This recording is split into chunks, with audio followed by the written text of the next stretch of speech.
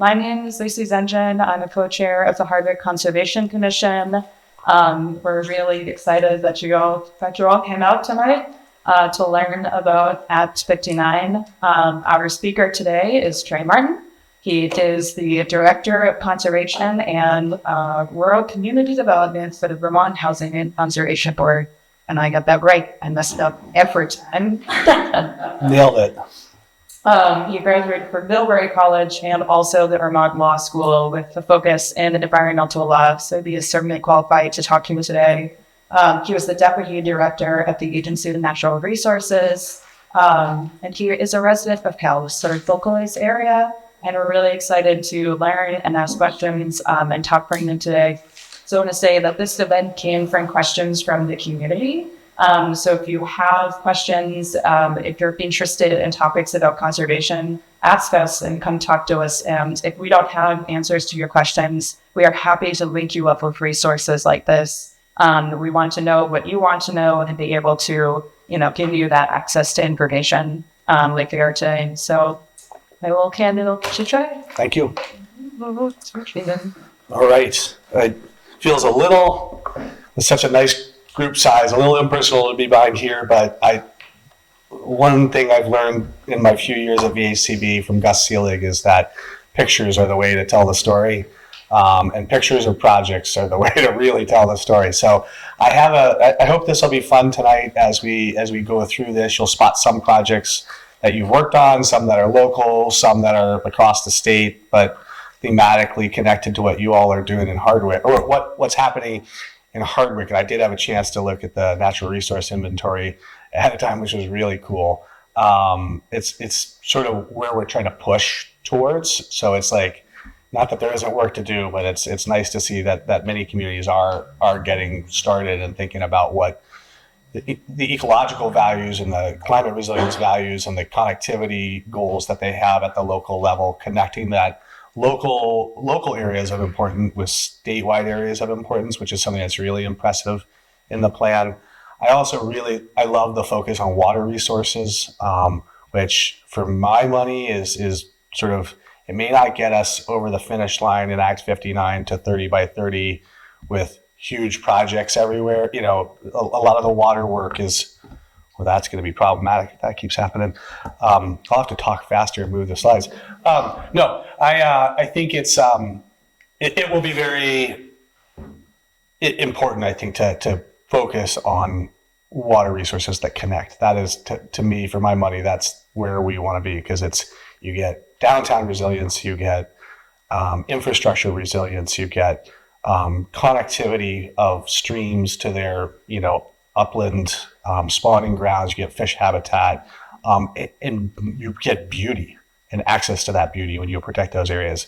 We've been having some great success up in the Northeast Kingdom with Great Lakes Fisheries money and the Clean Water Service Provider Program, creating, starting at a stream reach, thinking about what the alluvial fan should look like coming down a mountain road with, these streams that get washed out, or roads that get washed out as they come down these mountain roads, dumping all that silt and scree all over the alluvial fan and then burying the fish habitat in the stream, but also preventing any passage back up.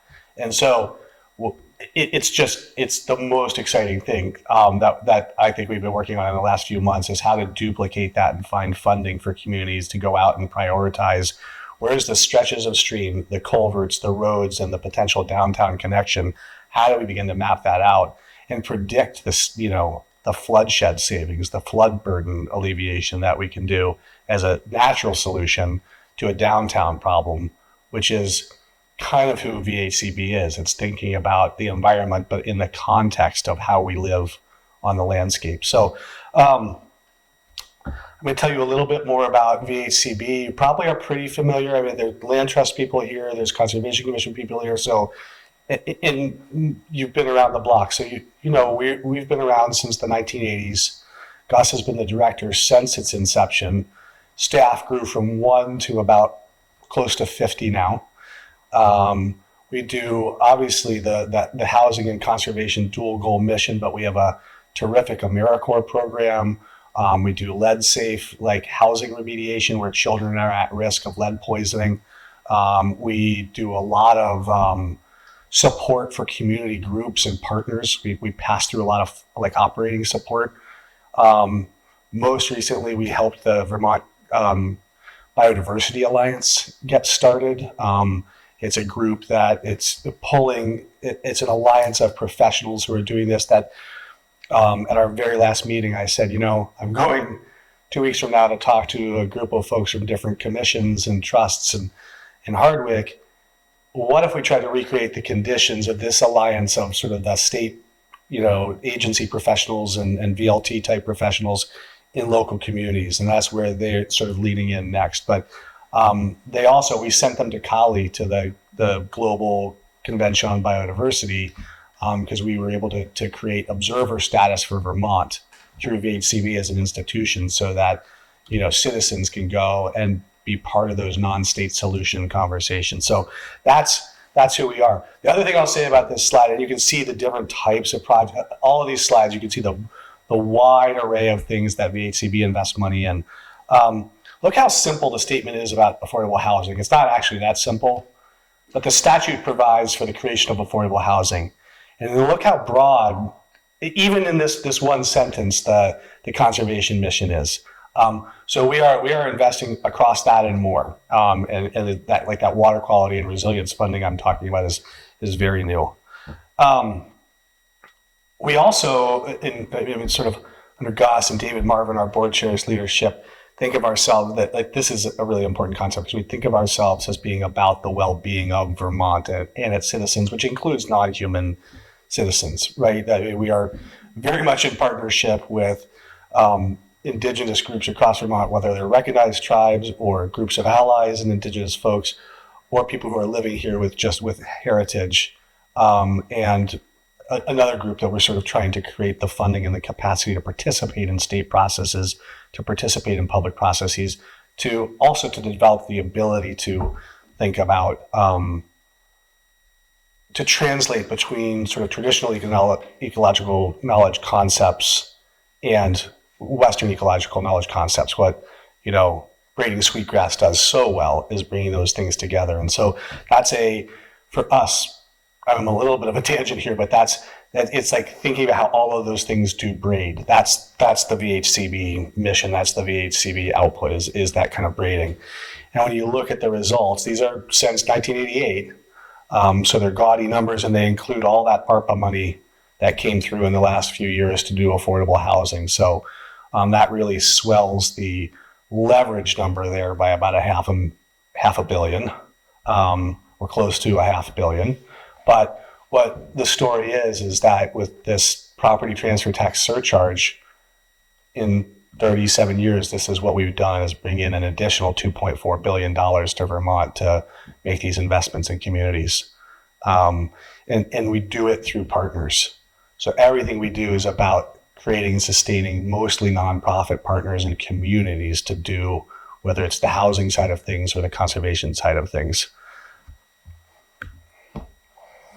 And these are the really cool things that we do. This is the next few slides. So I'll just go through this. Is not too far from here, Newark Pond, which is a loon nesting site. And part of what the conservation of this pond did was come with funding for stewardship management and study. So there's an ongoing, sort of assessment of loon habitat and how the restoration of the pond and the area around it has resulted in more and more, excellent loon habitat.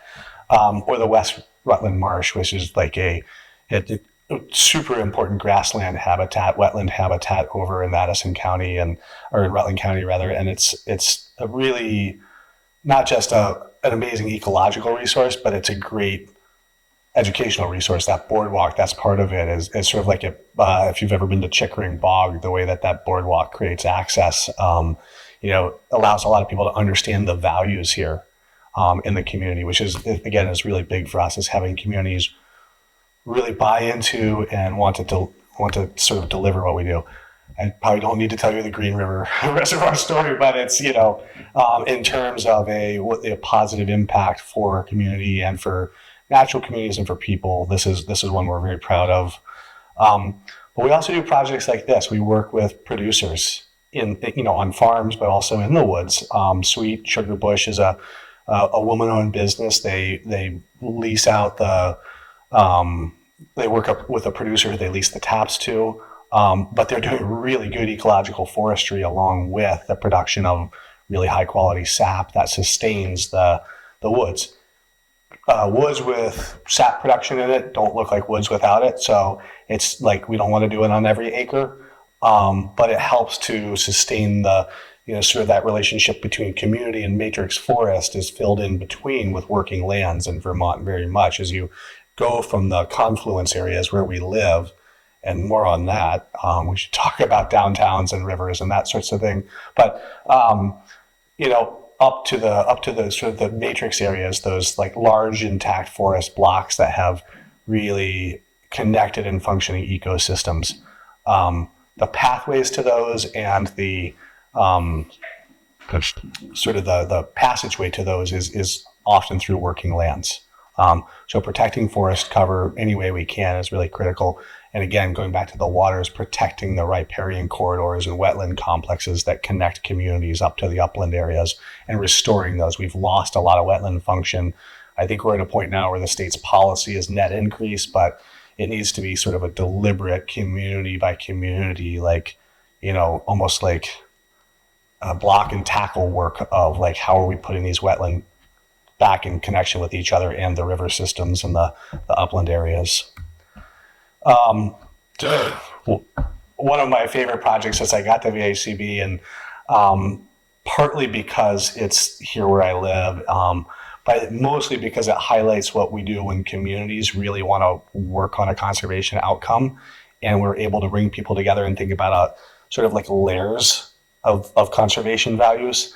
The access and the educational value of this down in the lower parts of the conserved area are tremendous. When we think of like accessibility and inclusion, having those kinds of like accessible to town and accessible for people with all kinds of physical abilities, that's like that more and more is going to be a place that VHCB really leans in and says, how can you make that a feature of your projects? But as you go up in this project, you also get to like a tremendous open land, not open land like meadows and farmland, but unmanaged land and really protected forest acres. And in between, there's some really more technical trails for people who want to push past the sort of more accessible trail systems. So it's a really nice outcome for this area.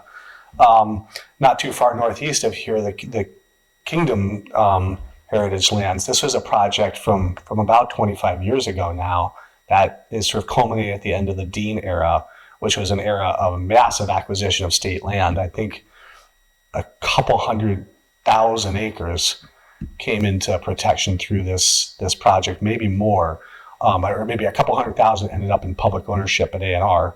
Other parts of this are protected by TNC and VLT. And it's sort of a heavy focus taking it back from Weyerhaeuser, who had logged it pretty hard, but also had it for a succession of different owners, taking those lands and really promoting ecological forestry in parts of them, non-management in others, protecting people's camp rights. That was a big issue. So there were leases that extended for a long period of time, and so people who accessed those lands to hunt and trap and fish were able to continue to do that.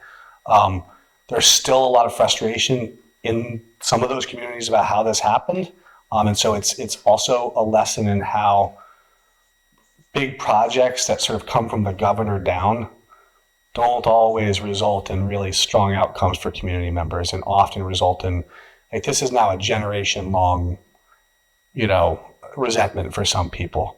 So a huge conservation outcome by numbers, really important, sort of like transformational, I think, for the ecosystem, but not for the community. And that's an interesting part of our work, right?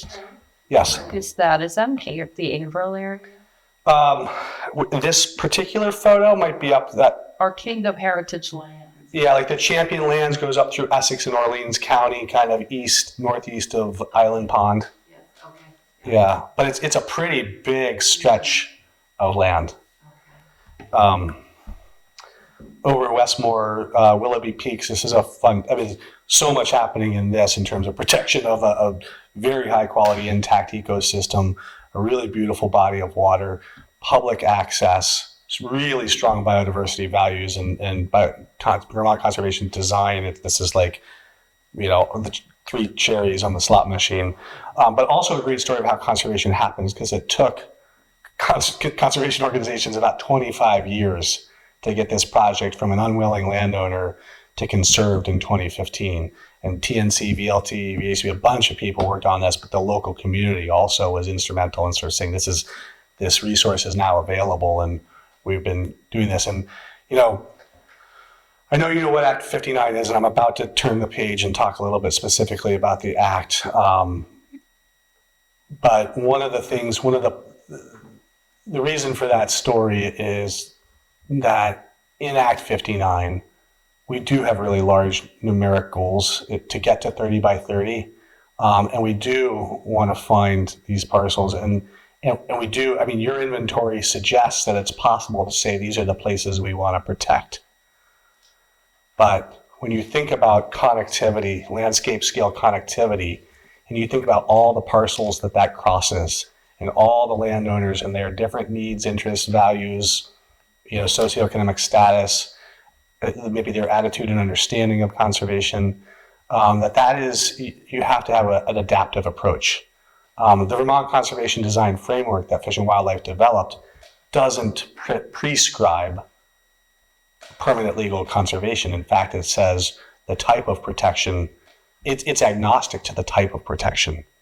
So Act 59 is very much about permanent legal protection, but conservation design suggests that if the landscape values are what goes first, that you have to be very flexible, because the landscape doesn't care about parcel ownership. So you have to put that together, and you have to work at it over time. It is possible to be patient enough to pick up a gem like this, but it also might have been better to just walk it up the conservation ladder in UVA and other kinds of voluntary programs, or EQIP or something that helped harvesting happen, but keep forest as forest. And so that's another thing that we're sort of wanting to begin getting communities thinking about, is that a strategy to implement what you all have done in Hardwick is it can't just be a massive top-down funding campaign that's just going to go buy all the right places to make the plan happen. It needs to be a pull campaign, because every conservation action is a willing landowner working with an organization who has the capacity and the funding to make something happen. But you don't need to have a legal status change for a parcel to do conservation work, the sort of big C conservation that's not just permanent legal conservation. So Act 59, I love the vision statement in the Act. We worked really hard to get that right with the legislature, because we felt like this was going to be the thing we looked back to, and the document that sort of spelled out how we hold this all together. It is broad, but as you've seen, the HCB has broad interests, and when we were asked to help shape this work, we said we're going to try and bring our values to this, which are, thinking about that full relationship of, across the whole landscape. By the way, Arlington Town Forest is another one of those huge blocks that took a long time to pull it together. But when it finally did for the community, it created such immense access for school children and for people down in the area, but also connection up to Mother Murick and Equinox, and it's up to the Equinox Highlands parcel. So it's a really, fascinating example again of how some communities have been able to stitch these things together and create whole ridgeline approaches and that sort of thing. But the vision's only part of Act 59. So, back to the tension between doing things that are really impactful around ecosystem and resilience versus increasing the amount of permanent legal conservation. That's the other part of Act 59, is 30 by 30, 50 by 50 protection. In 30 by 30, it means conserved under Act 59 means permanently legally protected from conversion from sort of a baseline natural condition. And that's much narrower than the conservation tools that we have. So it's not only do we, not to, bring the punchline forward, but we're about 26, 27% conserved, depending on how you count some of the acres that have higher productivity and higher impact on the landscape, which is a tension point in the Act, but I think a sort of a rounding error tension point, but gets back to the quality conversation. But anyways, there's a couple 100,000 acres between now and 2030. And there aren't a lot of 200,000 acre deals left. There's a lot of 200 acre deals and a lot of full land trusts with a lot of stewardship obligations, especially the big VLT, TNC, ANR are really upside down in terms of their ability, capacity to do more stewardship and more management. So that adds a really interesting dimensional challenge to this, is that at the same time we want to really increase the focus on quality, bringing forward biodiversity outcomes and connectivity and resilience outcomes on all these different kinds of projects. We also wanted to like triple, quadruple the pace of production in Vermont. And now heading into a federal funding environment that at best is uncertain and at worst is catastrophic for the plans that we were hoping to build, which is how to attract, massive, congressionally directed spending awards and other, EPA and NRCS, USDA kinds of funds that we'd be able to really think big in Vermont. California is doing this. I think the all-in spending is like $9 billion over 6 years. Bigger place, bigger economy, fourth largest in the world. But to think, when they're thinking about at their scale, like how this pulls money towards the problem, and in a tough philanthropic environment with lots of organizations who do really good work in the Northeast, and in an environment where, again, the large players are going to need real strong investments in their personnel and sort of the capacity to plan, acquire, manage more lands, then to also have the sort of plug pulled out potentially at the federal level it's a little daunting. But we can always come back to this vision, and we can always come back to the notion that, no matter what we do, if we work with communities in an intentional way, they can do the work that doesn't cost not that I know how much it probably cost in terms of time, energy, and some money to have the assessment that you did. But compared to protecting all those places, it's just a small initial investment. We can do that work.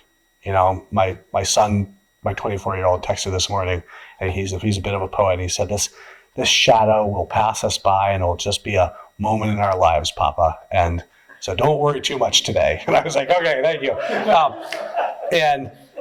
In terms of the funding environment for conservation, we're talking about a generation-long problem. So we're not in the position we want to be vis-a-vis the federal government right now, but we're going to do the work that leads to the work. And the state may, sort of change its level of doing. So again, Act 59 vision, Act 59 goals is a couple 100,000 more acres of permanently protected land. And then the 50% goal by 2050 is more flexible. That's a goal that says either mostly permanently legally conserved, but could also include lands that are protected by long-term durable protections. And we're not sure if that means use value appraisal. But if it did, and arguably use value appraisal is an extremely effective conservation program. Can you say that word again? The what? Appraisal? Use value appraisal, what people call current use. Oh, okay. Current use, there's a couple million acres of forest land in Vermont that are protected under that program, which is predicated upon having an active forest management plan, which can include, if the sort of health of the site class is such to produce good saw logs and veneer and what have you to be productive, but also to protect ecologically sensitive areas or to do reserve forestry areas if the site conditions are right that you really shouldn't be logging it. So it's a more and more adaptive tool. And it protects this land through the imposition or the threat of the imposition of a lien through a land use change tax. So if you take the land out of this plan, this forest management plan, and develop it, you're subject to that imposition of that tax and a lien on the property. So it's not a permanent legal protection. And the amount of acres that come out year over year versus what goes in is negligible. It has been very effective. If the whole green world continues to warm and burn and dry, there'll be pressure on that it wouldn't withstand. But in the next 10 years, I think use value appraisal should be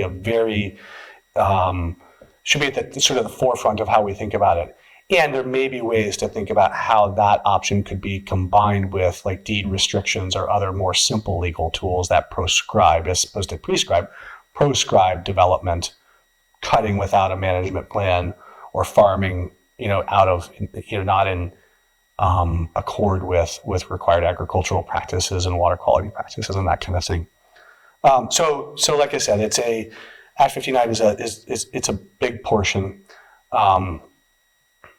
It directed us first, and I'll come to what it directed us to do first and what we're doing now. But the sort of the closest partners we've been working with have been big statewide organizations so far, and between VLT and ANR, that's 60%, maybe more, of the conserved land is owned or managed by those two organizations. I think VLT is 600,000+ acres, and ANR is close to 400,000 acres of publicly owned land. So that's a huge portion of the conserved landscape in Vermont. TNC owns or holds easements on a lot of land. And Audubon has been a long-time partner with us because of the work they do post-conservation and in the restoration and kind of the management realm, especially the reestablishment of certain kinds of habitats. The Foresters for the Birds program came out of Audubon when Jim Shallow was still there working with Mike Snyder at the state. And and then the conservation districts and councils. So they've been all very helpful. So it directed us first to just figure out what we've protected. But we also decided that you have to start public processes with inputs from the public, as opposed to developing your plan and then asking for input. We did a lot of outreach. Not everybody who wanted to participate was able to. Not everybody was able to participate in the way that they wanted, but we did what we could to create a huge apparatus of input, and produced something like a 600-page document of those inputs on the questions in Act 59. How are we protecting it? What should we do about water? How do we improve equity outcomes? How are we going to do a better job at the intergenerational transfer point? So there were all these very specific questions in addition to the question, what have you protected, and how does that line up with the sort of GAP 1, 2, 3 or Tier 1, 2, 3 definitions in the Act: ecological reserves, wild or biodiversity management areas, and resource management areas. We finished that first phase. That came out in 2 waves in the early summer, and then in the fall we finalized it and added some more data. And now we're starting to work on a plan. The planning mandate in Act 59 is focused on 3 concepts. One, how can Vermont Conservation Design, the Fish and Wildlife Department's map of the highest priority areas of the state for protection? How can it be used as a framework to drive action? That's question number 1 in the planning mandate. Question number 2 is, how are we going to increase access for all users in the work? And so there's an equity component to that, as well as a sort of like infrastructure and practical component to it. And then, how are we going to do this across the broad conservation mission? So how are we looking for these biodiversity and connectivity and resilience outcomes in the farm program, in the working forest program, in the downtown program, in the schools, et cetera? So that's it. Won't all be what VHCB is going to do. It's what we all can do to kind of get there on the quality and the quantity. And then phase 3 is doing the work, which we actually think, since we did this slide, I think we're going to want to have a phase 3 where we actually come back to communities in a much more organized way, with the planning commissions, the regional planners, and the local planning and conservation commissions, and the conservation districts and others kind of involved at the community level, and doing what you all have done and sort of walking to the next step, which I think is sort of taking what you've done and the conservation design framework, looking at what's already protected here, and then developing a plan. Like, what is the community at the municipal and regional and as part of a statewide and even multi-state, place in that? What do you value and what do you want to protect, and then how are you going to go about it, do it? Who are the landowners who would be interested in conservation and who would be liberated and and kind of helped by that. Often it's working landowners, farmers, and others who also often have parcels that have some hay management or corn production. But we see almost more than half of our conserved farms are usually forest and wetlands. So really big opportunity to protect those places and to continue to think about especially the water resources and the connection of the waterways when we do that. So how are we doing it there? How are we doing it also through the acquisition of WMAs and other places that are protected and not really managed much except to really protect that habitat or that species? And then where are the places that are either like spawning grounds or breeding grounds or interior forest places, special natural communities, places that you documented a whole lot of rare and threatened species in your report, places that if they were not managed would support those now and the species that might pass through there or habitat there in the future. So the future refugia. So those would be more reserve areas. And in between the wildlife management area types and then that area, almost every parcel could have its own protections and connections to those places that are not managed. So, working farms can have buffers that are the first defense for climate resilience and for wildlife passage and for fish passage and for healthy,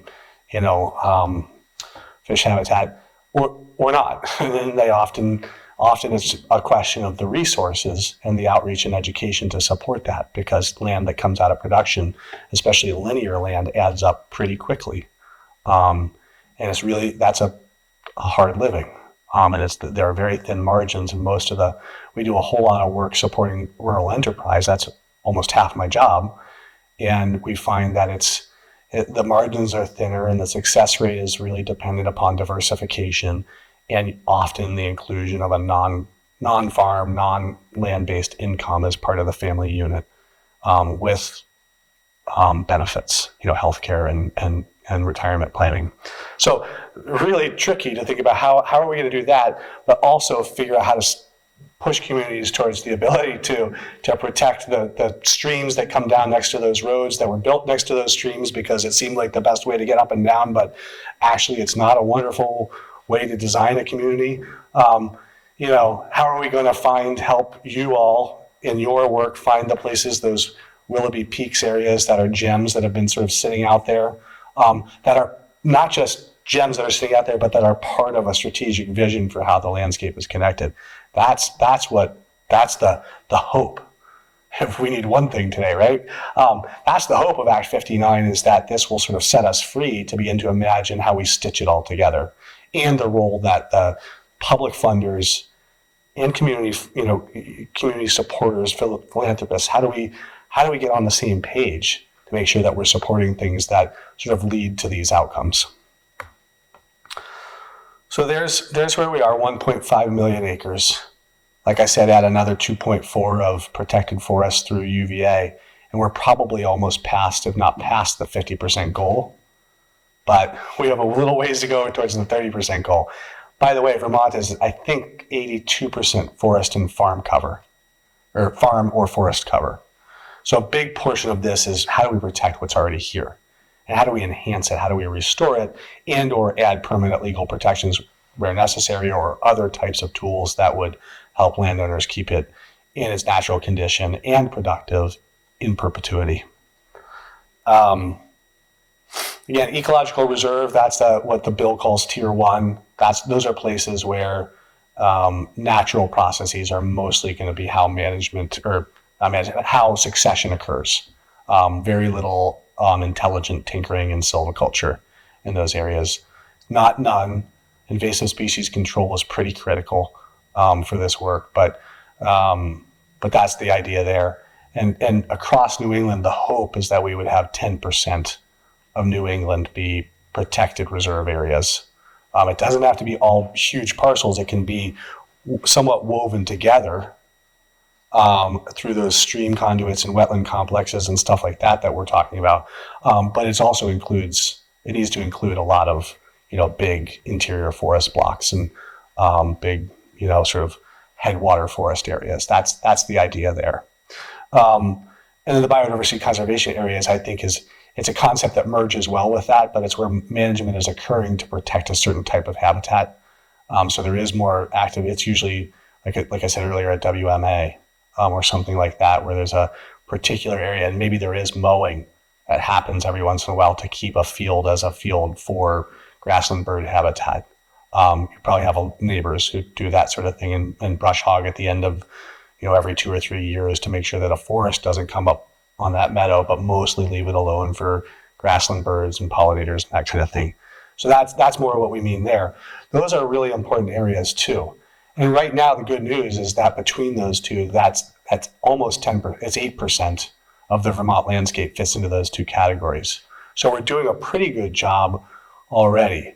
We can do way more to produce those outcomes. And again, I think Act 59 says, how do you do it across the whole spectrum of it? How do you do it while also doing recreational access? How do you do it while also supporting a agricultural community and agricultural economy? And how do you do it by working with owners who just want to kind of protect the land? And then, as you can see, the managed areas, the natural resource areas, are by far the biggest part of the conserved landscape. It's close to 20% of Vermont right now is a protected forest or a protected farm where some kind of management and production occurs. Then we found about 50,000 acres that we weren't sure what to do with, like the Ethan Allen firing range.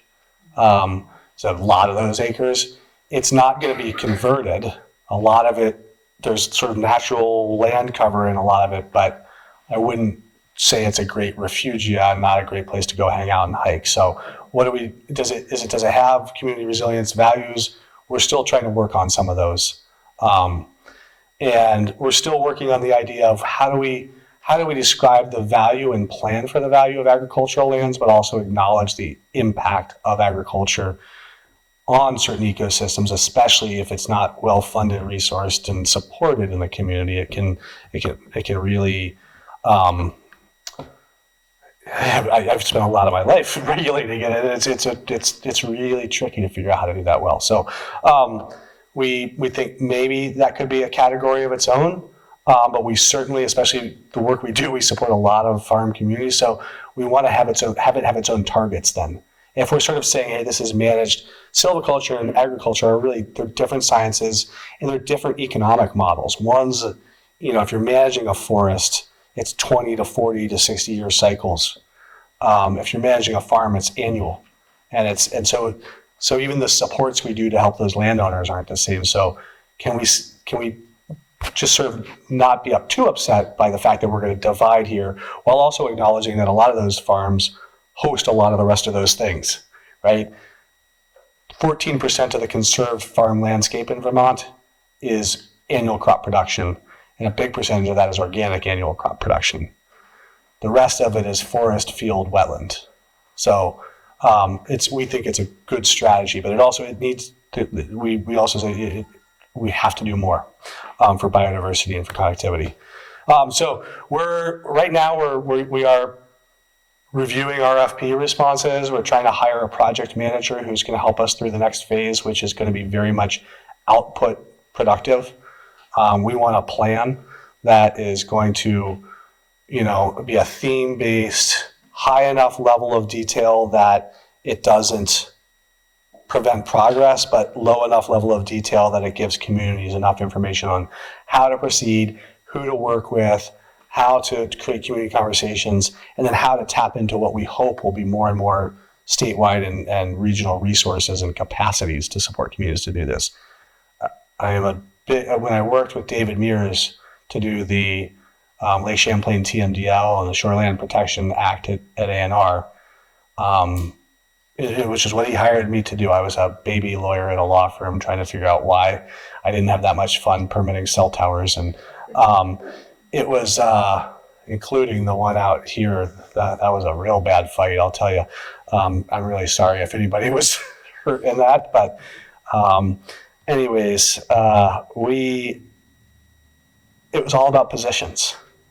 The whole Clean Water Initiative, we added 35 positions to DEC. That's how we're even sort of triage tackling the Lake Champlain phosphorus problem. But it took that level of input, It took investments in every regional planning commission, and it's taking a huge now amount of additional investment on top of that. And it's a monolithic look at resource protection, the regulation of one pollutant, that which phosphorus is a big problem. And it's not the only outcome that we're looking for. We want habitat restoration. We want fisheries to work. We want, again, culverts to work. And some of those become low priorities because they aren't the biggest bang for the buck to get phosphorus out of the watershed. So you're left with some funny outcomes. But I guess what I'm saying is that when we look beyond the release of a plan, and we have to get communities to think about the human infrastructure that does this. Who's going to steward lands in perpetuity? Who's going to develop projects? Who's going to go out there and walk trails and mark boundary lines? And if VLT, VHCB, ANR, and TNC are full, how do we expand their capacity, but also not just put it all there? You get wall and then start to see. I thought this was a better slide to leave sitting up there while we talk. But I was encouraged while we were breaking just to do a little bit, like a back up just a little bit and zoom out just a little bit for some sort of brass tacks, big pictures. So, what is Act 59 then, right?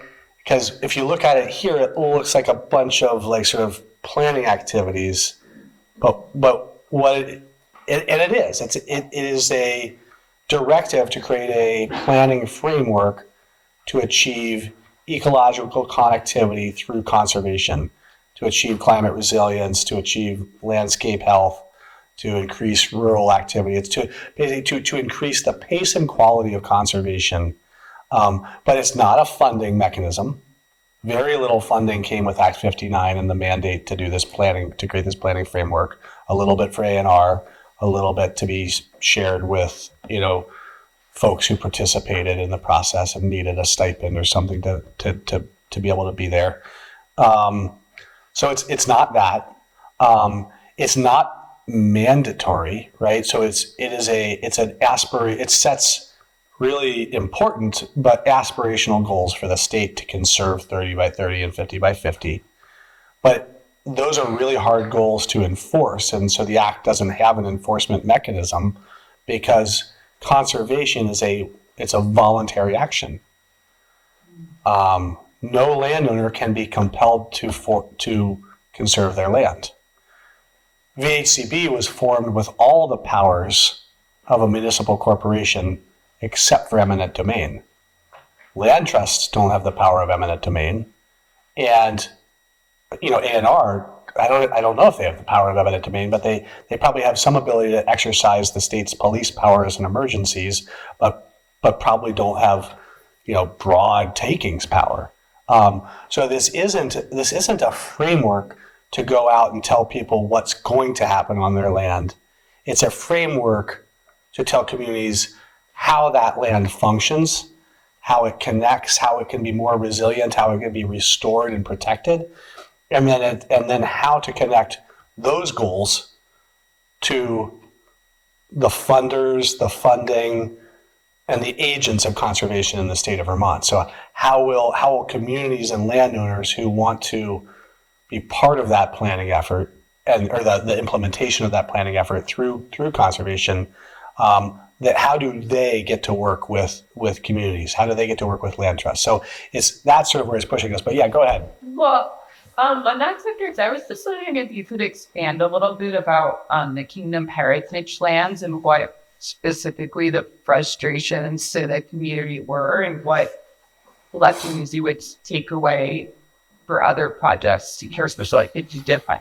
Yeah, well, I wasn't around for it, and so I've experienced a lot of it carried by people who are still frustrated a generation later, which is a kind of frustration that maybe is, it's big and it's felt and it's there, but it's not, I don't have as factual an understanding of it as other people might. But one of my colleagues, John Austin at the Fish and Wildlife Department, and I have talked about this a lot because he was around for it, and Fish and Wildlife was a big part of identifying the ecological goals for it. But I think it was that it felt to communities like a directive that came down from VHCB, from A&R, from Governor Dean, and a deal with a big private landowner, Weyerhaeuser, with a logging concern, and that land, yes, it was logged, it was privately owned, but while it was being logged, it was open. And then there was in-holdings in it in different camps and stuff like that people had that they accessed to hunt, fish, trap, wildlife watch, etc. And so that felt very threatened to people. I think there's also a cultural thing that there's a cultural phenomenon in rural Vermont, rural New Hampshire, rural Maine between some communities and private land trusts. So I've heard people say they don't mind when the state acquires land because the state keeps it open, but they do mind if private organizations hold easements that then restrict access or, restrict public access. That's another thing. So VHCB is definitely not the only conservation funder in Vermont. We do a small portion of the funding of the work each year. But when we put public money into conservation, unless there's some really strong reason to exclude people from the land, that's one of our requirements, is that land remain open. But other private funders could impose whatever restrictions they want through a management plan and through the posting of the land or the exclusion of certain activities. So I think there was not only change in the use of land for people and change in the future access to that land for people who were, while they had maybe longer term lease rights to those camps, they wouldn't stay in the family forever. And that was frustrating to people, or the right to go use that camp and access that. I think that's what it is. But that was part of it. But I would say what I draw from this is that the biggest issue or the biggest sort of takeaway is that planning for really big investments like that needs to go slowly, and it needs to kind of be built from the ground up. And I think that's what was the fact that it sort of parachuted into town with this money and this goal. So At least it's not new. they were given a terminus point in the future. I think it's still out ahead of us, actually, but it was sort of said. So I think some of them were shorter than that, but that's a detail I don't remember. But yeah, they were. And then the camps need to come down. Yeah, and it's sort of restored. So it's an impermanent right. Yeah. Yeah. So Trey, earlier in your presentation, you were talking about current use being one of the things that NAPO 50 said was 50 by 50. Yeah. And you said something about if we're having the fires and the droughts and all the things that are happening now, if they continue, that will challenge that. Yeah. Yes. I'll go more. Yeah. I've been giving this presentation to a lot of communities, so I'm glad to have you say back up and slow down or explain something. And I was up in Highgate earlier this afternoon doing the same thing with the maple sugar bakers. So I also may be thinking I've said things that I didn't say because I already said it today somewhere else. Anyway, so current use doesn't, under Act 59, I think it's pretty clear that if you looked at the goal, the definition of conservation for 30 by 30 is permanent legal protection. So when we look at current use, we say that doesn't fit because it's not permanent. That land can be put into current use, and it can be taken out with the LUCT and the lien. What we also see is that current use has been largely effective, and there hasn't been a huge run on withdrawal of current use lands over time. It's grown as opposed to shrunk. It's part of our conservation ladder of working with people towards more and more permanent and protective, ways of being on the land. So I see it as a key tool. I think you could I am not the decision maker. VHCB is not the decision maker. But I think you could read the 2050 goal for Vermont, which is to permanently protect or durably protect 50% of the landscape, to potentially include either what we have now as current use or some kind of tinkered with and expanded current use or parts of the current use landscape. Why that might be important is that if we see Vermont becoming a climate refuge destination, I don't think that the protection of current use and the obligation to pay a land use change tax would necessarily prevent a lot of land from coming out. So if there was a huge push in population expansion, a piece of land that's held in perpetuity is in perpetuity or until the rule of law breaks down, one or the other. But current use is very much durable but not permanent. So is a short I just have a follow-up question, which goes on that in that trend of perpetuity. Do you see a time when there potentially would be a clash between renewable energy siting and the goals of TRIPS Act? I've heard people have raised that question, and will we have enough? I hear it framed as part of a 4-part question. Are there enough lands to sort of satisfy the goals of this act, to satisfy our food production goals, to satisfy our energy production goals, and then to satisfy our housing, the need to expand? Some people would say we should really be 30 by 30, 40 by 40, 50 by 50, and that middle one's 40,000 new units of housing. That's not VHCB's promulgation, but that's sort of out there as a goal. I think the number of permanently affordable units we would need to build as a public investor would be much lower than that. But yeah, that it can become tricky. And depending upon what type of renewable energy production you're doing, some of it is very sort of spreads out. Some of it's intrusive in the viewshed. Some of it is, potentially intrusive to the watershed. So it's tricky to think about that. But more helpful to sort of think about Vermont being part of the ISO New England sort of energy grid, and not we don't have to do everything here. We don't have to produce all the food for New England here, all the timber, all the renewable energy, and all the housing. We need to figure out how we're part of a region-wide conversation on those things. And then I think there are enough acres. And buildings, in terms of renewable energy generation, I think buildings and windows and some of the technologies that you see in, sort of being kind of looked ahead to, whether it's solar skins or photovoltaic stained glass windows, those sorts of things. I think that may help us just meet those needs in a more, what is it called, the diffuse production. That's not the right word, but not having to move everything through the grid, but creating it, storing it, and using it in more local ways. Yeah. So are y'all talking to the other, developers? As you can tell, that's all I do all day is talk. Yeah. No. Are they listening? Exactly. So it's just thinking about where renewable energy is being sited.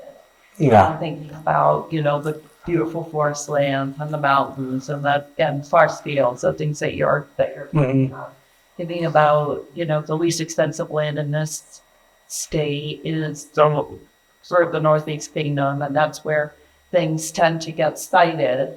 And it feels like we don't have the grid infrastructure to be able to bring all that renewable energy from other places right now. And it feels like it could be a conflict. And it's just something that I would hope that the legislature is aware of.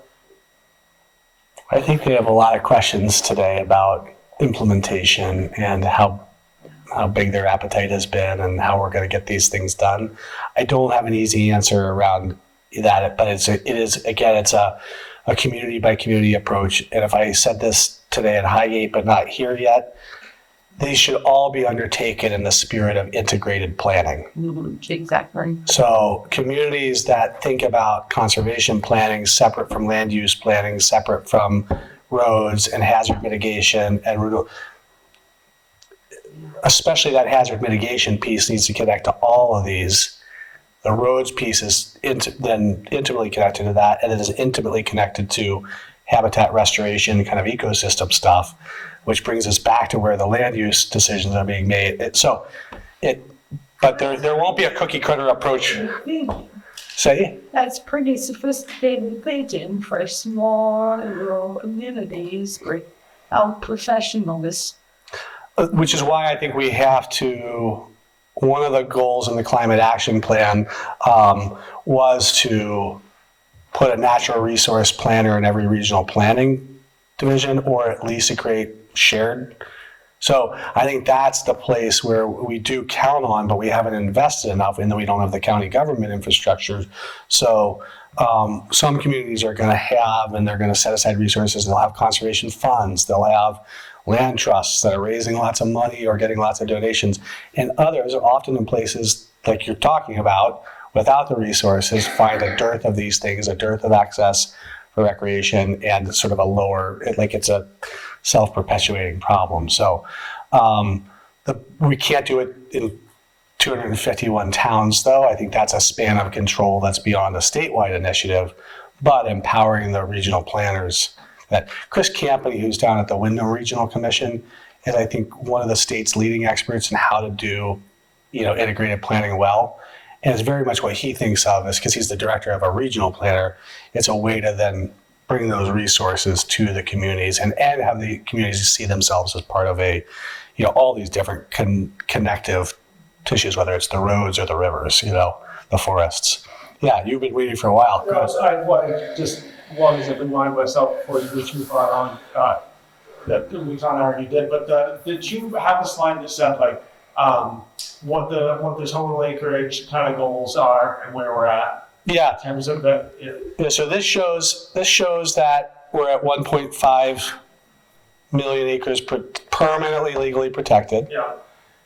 And fitting, or arguably fitting, within the categories in the bill, the ecological reserves, biodiversity, forest land, and ag areas, or the sort of natural resource management area. The goal, that's 27% of landscape. So the goal is to get to 30 by 30, Okay. and we're about 185,000 plus or minus acres shy of that. Okay. When If you were to consider the current use acreage, where does it put that number? way over that, because there's about 2.4 million acres of land enrolled in forestry current use and more in agricultural current use. So it's open and not converted to development, but Right. originally converted from forest to agriculture. Yeah, so it puts it over the 30 mark, but how close to the 50? That's one. It's either really close and below, or right over the edge, I think. Really? Yeah, I think that's a lot of land. Vermont is about 5.9 million acres. 5.9. Okay. Yeah, so we've got 1.5 million here. What we don't know is how many of those forest acres are also enrolled in current use. We didn't factor for that yet. Okay. So there will be some overlap between those two systems.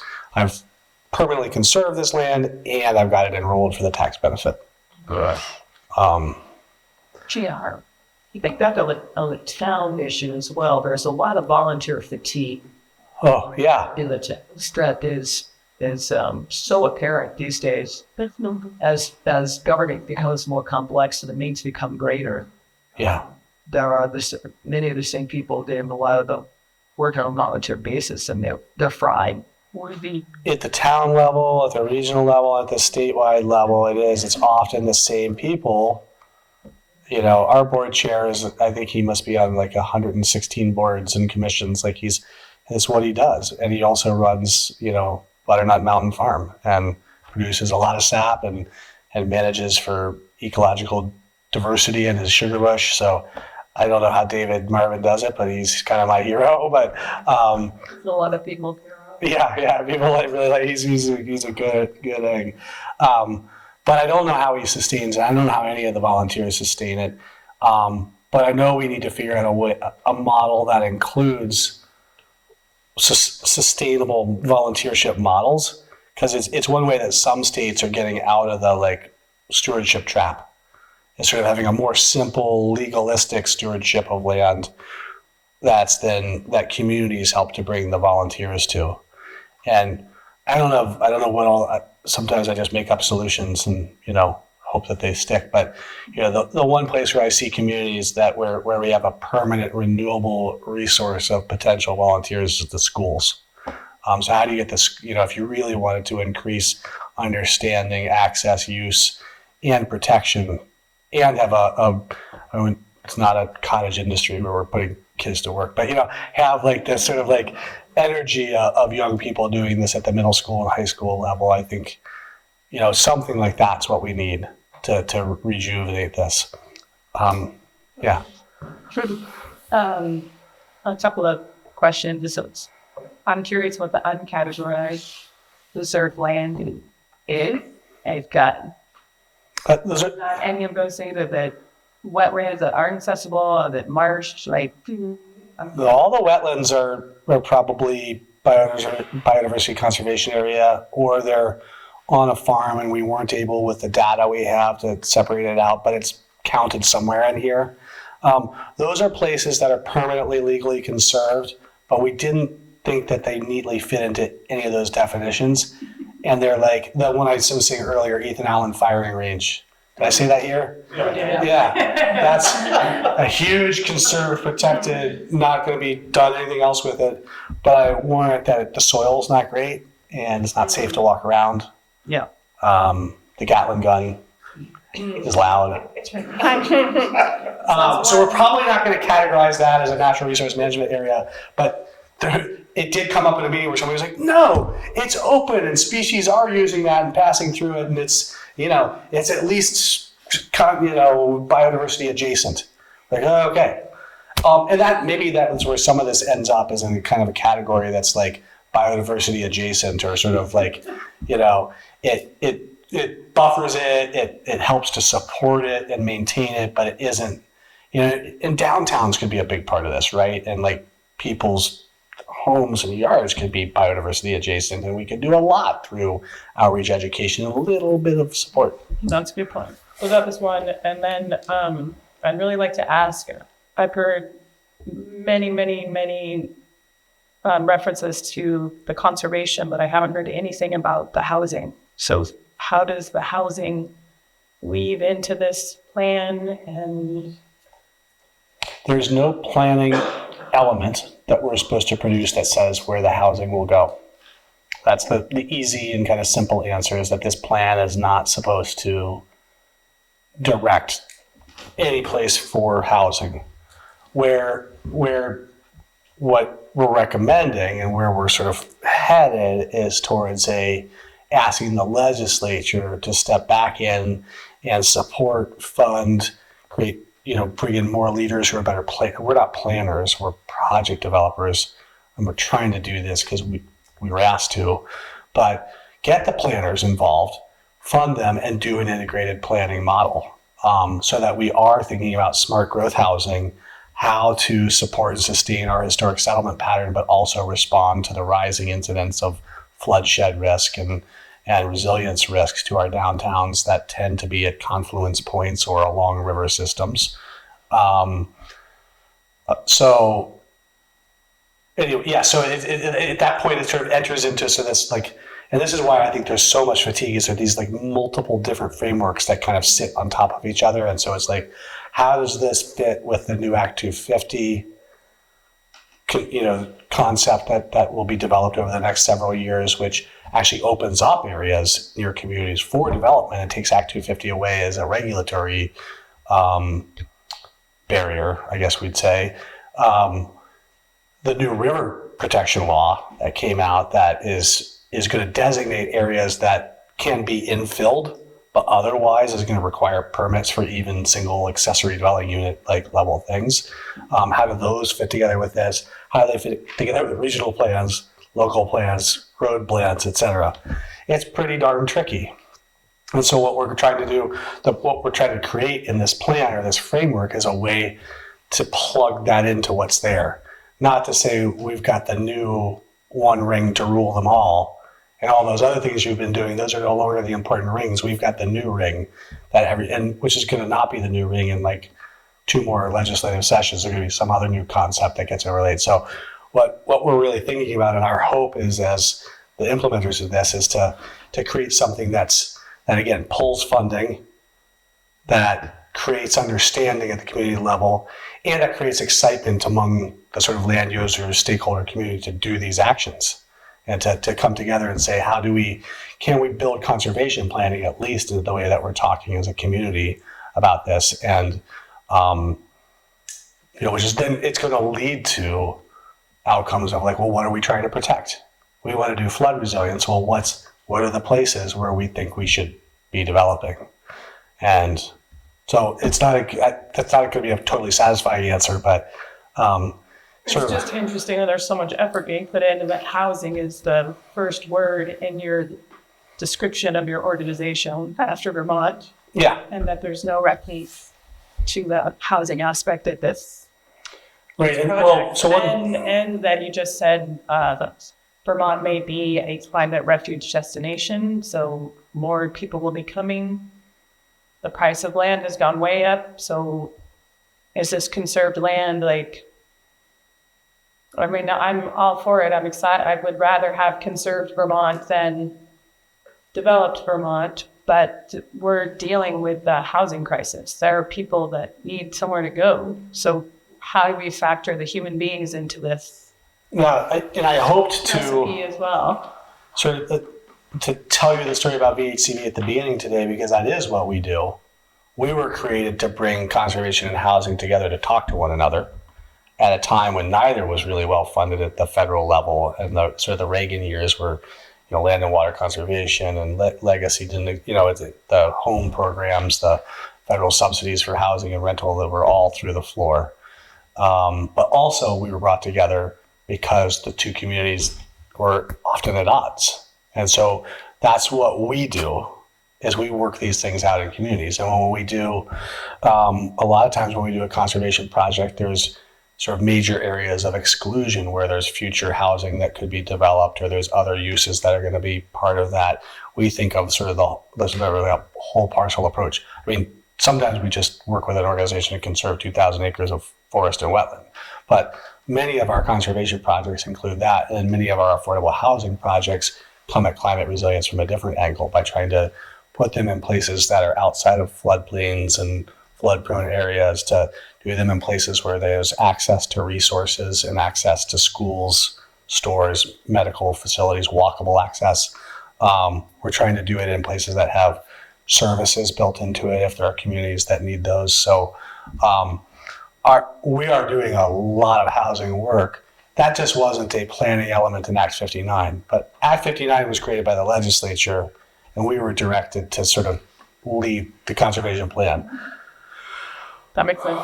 We've funded a whole lot of housing in the last 5 years, and most of it is village adjacent or downtown adjacent and outside of, and almost everything since 2015 is out, or since Irene is outside of floodplains and floodways, or is elevated. Like we've got some cool downtown projects where we elevate out of the flood, out of sort of the above flood elevation. That was another good question of just like talk to, then I'll go give you the floor.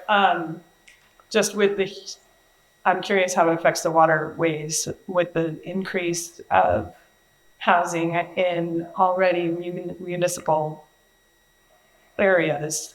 Like I know, for example, Morrisville has created a lot of housing, but there's also been concerns about their water issues and whether or not the village can handle the water use for that many more units.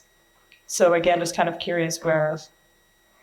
Well, that's a water wastewater infrastructure is another thing that we normally require communities to have if we're going to make a major housing investment, and sometimes there isn't that infrastructure there, or it could tax the infrastructure. So some communities can't host as much yet. That's outside of VHCB's funding power. But it's certainly something where, again, we'd like to have an integrated community plan that says this is what we're doing and this is what we need. This is the wastewater, this is the water, these are the roads, this is the impact on schools. Think of the Act 250 criteria, really. Yeah. And that's how communities should be approaching these solutions. We should be both planning to expand because part of our volunteer fatigue is that we're aging as a population.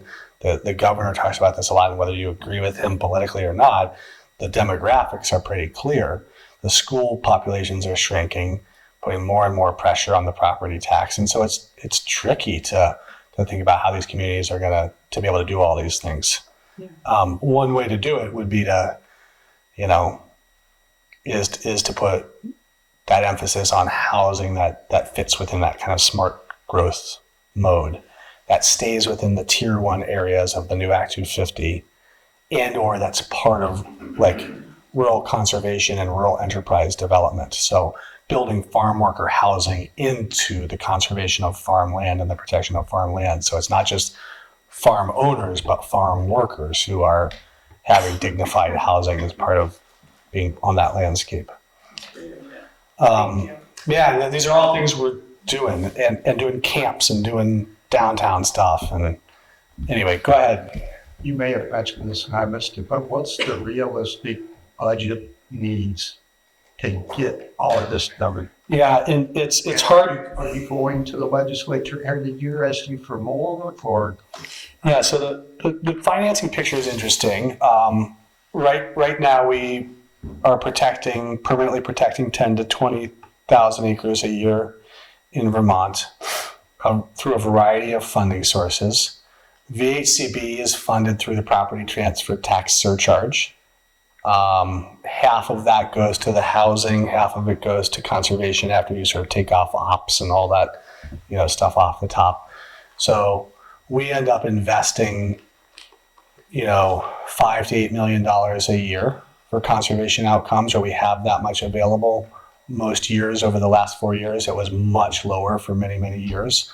The Agency of Natural Resources can apply through the Forest Legacy Program to protect land with public money, or through the Land and Water Conservation Fund.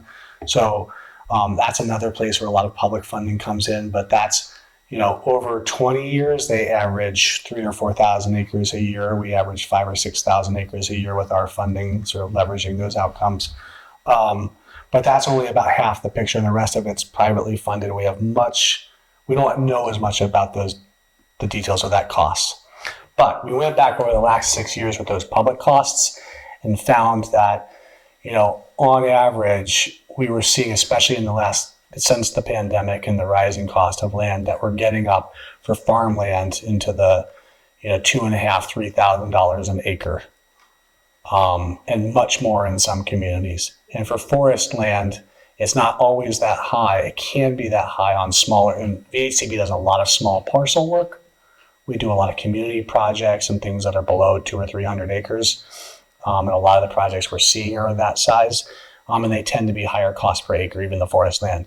John Leibowitz at the New England Wilderness Trust tells me they're doing a lot at $800 an acre. But they're trying to do 2,000 acres at a time. And I think he's thinking across all of northern New England where he works. But if we had 185,000 acres times 1.5 to $2,000 an acre, there's your acquisition target. That's hundreds of millions of dollars. But I can't stress enough that the capacity needs at A&R, at VHCB, at the land trusts, and in the communities are probably equally as great. The human capacity needs to do that and manage it. In particular, the stewardship of those lands. I spend a huge amount of my time as the conservation director working with my stewardship director and our general counsel on stewardship violations, just within our portfolio. It's a legal agreement. It's not a regulatory agreement that the state regulator can come on, but it's one we have to actually go out and enforce through legal mechanisms and lawyers and stuff like that. So it's even more cumbersome than a regulatory right. Give me an example Of a violation? that you have to deal with. They often have to do with people, like when we have multiple kinds of management on a parcel and somebody pushes the farm management into the forest is a good example. People who cut buffers, like the buffers we require are woody buffers, like natural buffers, not agricultural buffers. So, disturbing those buffers could be an example. Are you getting timber trespasses? There's timber trespass, but that's not something that we enforce so much because that's against a third party as opposed to the landowner who's agreed to the conservation easement or the restriction, right? And just development in a conserved area. Sometimes people just say they're not going to come looking. But it's a Land Trust Alliance standard to look in person every 5 years, and most of our partners do that every 2 to 3 years. And in the You're seeing violations by property owners who initiated? So that's the other thing. We're now multiple generations. You're down Yeah, generations. yeah. So where that's- they started. Yeah. And so it may be a misunderstanding of the boundaries and the rules. Sometimes it continues past notice. It often doesn't. But once we get into that, it's so time consuming. Enforcing legal rights is a terrible use of resources. Litigation is a terrible use of resources. Sometimes it's necessary. And ATV access where it hasn't been allowed on a particular property. Yeah, many conservation easements restrict, access to non-motorized, and so somebody coming in and doing that doing that would be an example. That's not what I'm dealing with right now, but I have some. Most of them are ongoing legal things, so I'm trying to be as general as possible because I don't want to talk about specific cases. But one of the most interesting violations, it was a current use violation, but it now informs a lot of this, was the Plum Creek case up in the Northeast Kingdom. Are you familiar with that? There was a violation of the current use plan in one part of a very large parcel. And the judgment of the court was that violation led to the whole parcel having to come out of current use. Very costly for that landowner. So now one of the things we're seeing is if you're working with a landowner who's got a conservation easement on forest portion plus an agricultural easement on a productive area, and they convert 200 acres without asking permission, not only is that restoration really expensive, and it's often enforced through like a third-party stewardship entity that land trusts can use. One of the firms that I've been heard of recently, Terra Firma is the name of it. Yeah, right. So, and they have their costs, and those get imposed on the landowner. But then if that landowner had a current use plan on that area, on top of everything else, the entire parcel could come out of current use. And then so it's subject to much higher taxes plus that lien. Those are bad outcomes. They're bad when the farmer loses the farm. That's a terrible outcome. It's one more rural enterprise that failed. And the thing about 80-year-old trees is they take about 80 years to get 80 years old. So it's even doing all that expensive restoration work doesn't result in the ecosystem that was lost, which is right now in the process of recomplexifying and becoming more and more of the verb that a forest is. Right? It's not a place or a thing. It's a happening, and that's once disturbed, that takes a long time to come back. What did they do? The Plum Creek people. Oh, they cut the not consistent with their forest management plan. That's with logging it. Yeah, but most forest management plans prescribe a certain amount of logging, and I can't remember the detail, but it was they logged what they shouldn't have logged, or where they shouldn't have, or like that. But it wasn't. Let's say the scale is right here, but the numbers aren't. But if it was a 1,000-acre parcel, the impacted area was 5 or 10 acres, but Yeah. that's a pretty serious consequence. Yeah. And it went all the way to the Vermont Supreme Court, and the Vermont Supreme Court upheld that. So that's sort of like a belt and suspenders thing that goes with conservation when that overlap with current use is happening. But also, it just makes it more complicated for the landowner, for the enforcement folks, for everybody. And we want current use to work because we want rural land to be affordable. We want to be able to sort of incent this for all of those values, the productive values being one of them, but the ecosystem and community values of natural land being so important. So not only are these things expensive and time consuming and kind of heart wrenching, but then it's system resources that aren't going to the outcomes, which is super frustrating. Yeah. So I just have a couple of thoughts. One is a question, which is, are you looking at centralizing new housing developments within communities as opposed to the rural nature that we see now? And is that somehow being promoted and encouraged? Well, not so much. Yes and no, but from VHCB's perspective, our one of the ways that our housing underwriters work with the housing organizations that develop the actual affordable housing is to really encourage it to be in downtowns, villages, or adjacent, to have access to services, roads, walkability, etc., to have water and wastewater. So that's something that we're able to, it's like the power of the purse, right? When we fund, we're able to impose sort of our expectations. On top of that, the new Act 250 framework would say that community areas that are within the development area of a community should have the Act 250 jurisdiction lifted to encourage more development in those areas. So that's a second area that's happening. However, the challenge is the flood burden and the floodshed. And so, 2 or 3 years ago, before the summer of 23, there were a lot of articles that had, 12 of Vermont's counties in the top 25 most climate resilient places to live, or things like this. Lamoille County was like the second most climate resilient place to live in the country, it was said. And I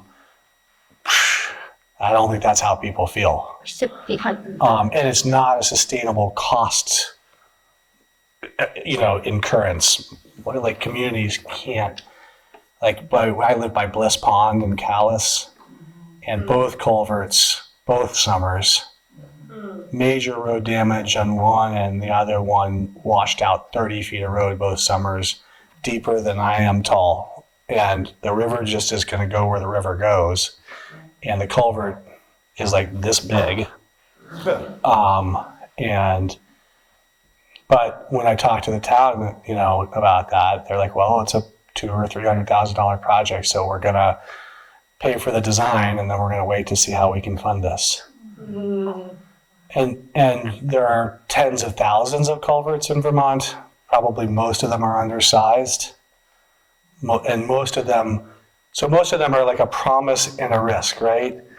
Because if we just focused on this one aspect of what we do in a co-benefits approach to planning and execution, you could say, how do we reduce flood risk by restoring access to floodplains and kind of better managing our rivers near our roads?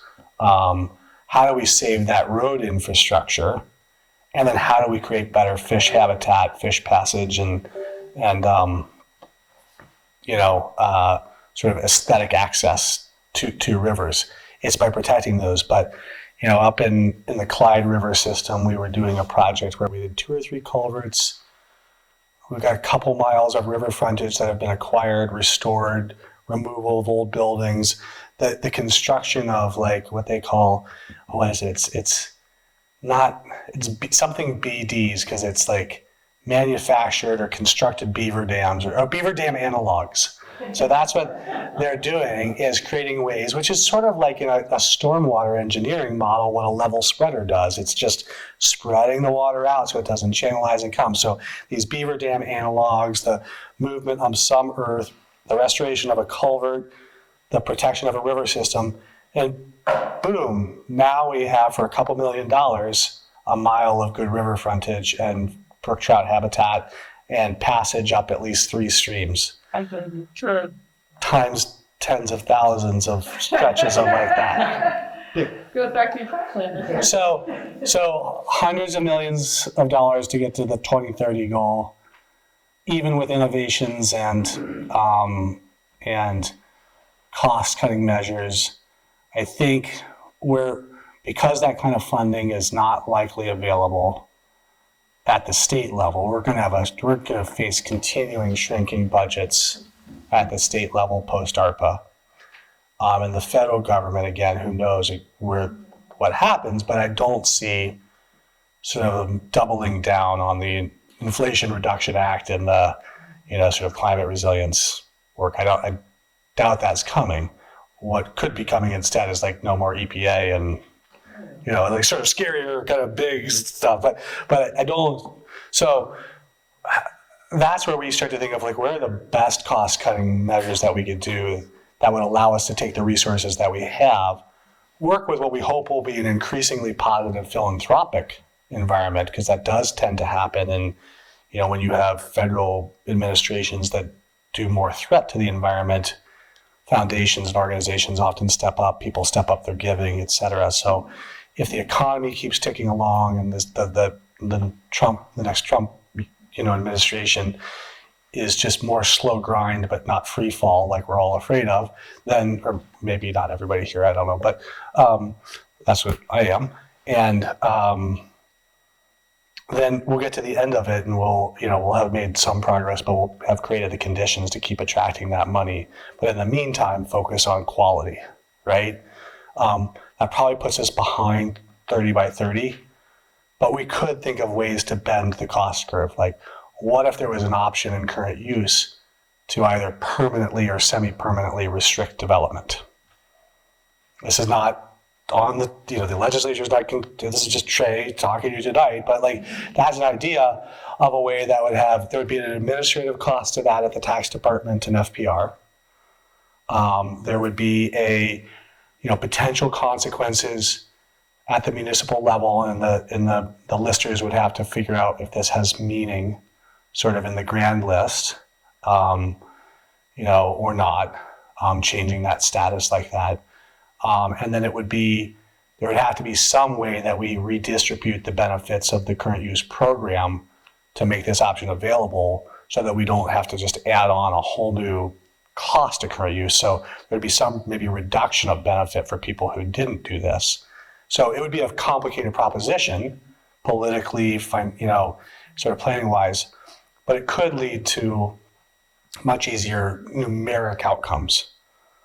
But as we've been talking about all night, that's sort of like, we're not just trying to conserve 180,000 acres wherever they are.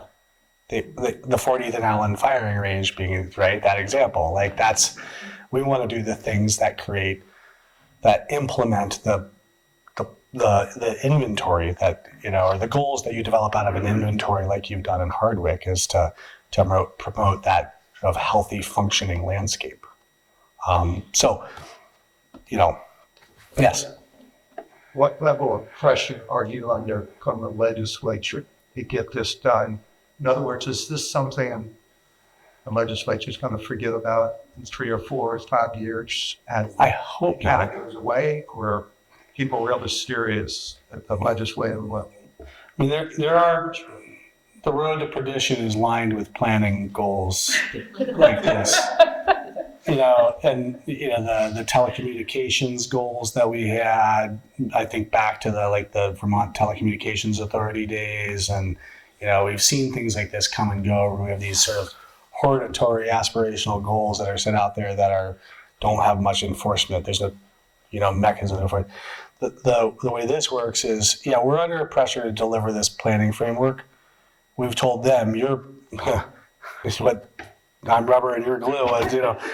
You're now under pressure. Consider yourself on notice, legislature. You got to figure out how to fund this. You got to figure out how to put 10 more people in Fish and Wildlife and FPR to do this work. And we have less than half of the state's land is under a current management plan, because they do not have the capacity to do it. And we've been making this problem worse over time by giving A&R more to do and consistent or declining resources against increased costs. So that's tricky. But the way that the act is written is VHCB is obligated to produce this framework, and then it says in a very legally interesting way, the Secretary of A&R shall be, I think it says something like, shall be responsible for the implementation of the act. Or for meeting these goals. Maybe that's what it says, is for meeting these goals, the 2030 and the 2050. So what it's saying is that A&R, this now becomes part of your portfolio once VHCB helps you to produce this plan. And I think that's where they're like, okay, we really need to figure out how this fits with our climate office work, how it fits into the work of we produce a wildlife action plan, a forest action plan, we have the Vermont Conservation Design Framework. How do we begin to do this at A&R and manage this in a way where we really show progress? But if the legislature wants this goal to be met, then either we need to find, or gonna have to really redirect funding to really increase what we have as public conservation organizations, figure out a way to pass more through to the regional planners and the local communities, and then have that acquisition funding, or encourage a heck of a lot of donations and in-kind, kind of work like that, or bargain sale conservation, that kind of thing. So if I want a conservation commission and there is property and that I think is important to conserve, and that property is owned by a single family, what can the Conservation Commission do to begin to start the conversation to potentially acquire that property? And what can you in your organization do to help us? Or, like if we were to reach out to you and say, we really want to work toward getting this piece of property, is there anything that you could do to help us? Well, we'll start with where I would direct the initial energy is helping people understand the range of possible things that they can do. They're interested in protecting that land and stewarding it in a thoughtful and, ecologically sensitive way. So helping them understand the different options that are out there is part of it. The next is thinking about whether there's a conservation partner who might be interested in proposing, if you want it to be publicly funded, proposing to VHCB or to ANR that this be protected with public funds, or finding private resources and local resources to protect that. Yeah. So I think just understanding, well, let's back up. So the education piece is more than just whether the conservation tools and options that you have. It's what are the values on the parcel? What is this parcel contributing to clean air, clean water, habitat, connectivity, et cetera? Does Viewshed have one? Viewshed is not in our statute, but it's in a lot of communities' plans. And Act 50 protects views that we're not supposed to have anything that would be shocking and offensive to an average Vermonter in our viewshed. That's what the Act 250 jurisprudence says. So, I don't know who that is, but certainly we shouldn't be shocked and offended by a change to the view. Anyway, I think what commissions, so that's would be huge. Doing what you've already done in Hardwick to sort of demarcate the values of this is the first start, so that people understand their land, they understand how to what its functions and values are, how it's connected. I think a lot of people don't realize that the ecosystem doesn't obey the parcel boundaries. Obviously it doesn't, but it's understanding a drop of water in the little stream that comes off the road that crosses the back part of your portion that then seems to disappear ends up in Lake Champlain. And it goes through all these systems, and it's all part of one connected or not connected system. And so just understanding that outreach and education is great. I think convenings, like having conservation commissions that pull people together and support the aspirations and the goals of communities to have healthy, functioning landscapes, that's a great role. Understanding who all the kind of conservation organizations are and what they do. What are the resources at the RPC? What are the resources at the local town? What are the resources at the land trust? What are the resources, understanding where, I think understanding what VLT and TNC want to do. Like those big organizations, when do they like to get involved and come in as funders? So knowing when it sort of is up there. Good. So those are all things. I was just going to say, it's about time for us to Okay. Okay. Obviously, we could do this forever. Yes. Well, we certainly, thank you, Trey. We certainly know who to come to if we have questions. Yeah. I've certainly got the answers. Well, I don't have the answers, but I certainly think we know where to look and how to learn and how to support.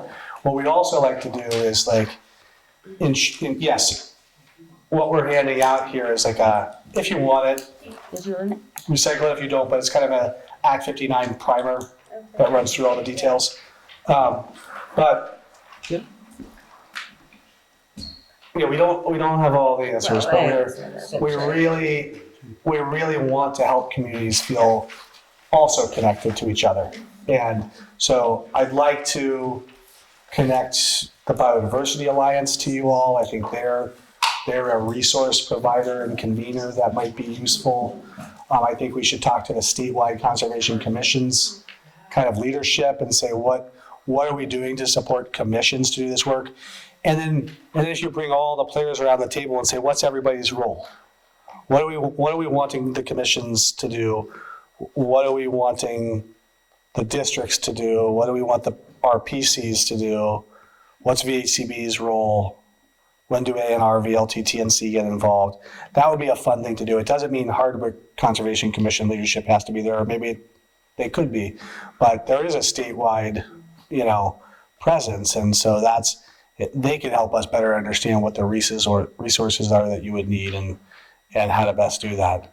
I think, and then again, the Climate Action Plan just recommends more like that there has to be some sort of human planning infrastructure. And RPCs was its place, but it could be some other way. Sorry, go ahead, Rachel. I was just going to say thank you. Yeah, And thank you for coming. thank you. Right. Yeah.